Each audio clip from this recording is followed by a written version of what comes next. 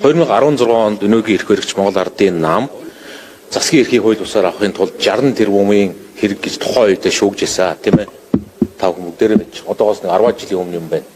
Өнөөдөр 40 их 80 10 20 их 80-аар ярилцаар байгаа одоо бараг 60 их 80-ийн хулгай ярьдаг болчлоо. 10 жилийн дотор 60 тэрбум гэдэг 60 тэрбумыг мянгаар үржүүлжээж 60 их 80-д гардаг.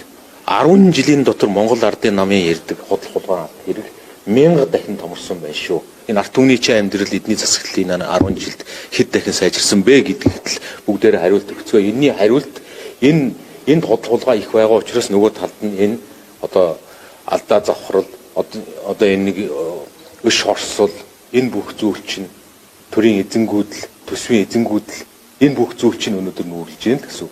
Бидний өнөөдөр нэг наад маргаашийн хурал хувь яасан ийсэн олонхцсон хүчин жижигхэн асуудлаа.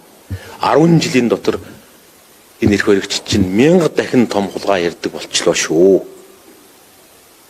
Наад засгийн чинь асуудал нэг биш нижгээд удаа гарах нэ.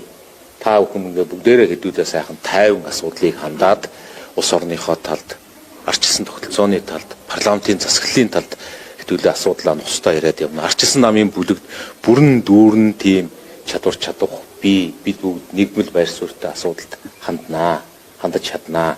Тэр тусмаа энэ төрийн хямралын үед бид нарт энэ арчилсан намын түүхийн өнгөлөөсөн үр хариуцлага биелүүлж чаднаа гэдгийг хэлээ.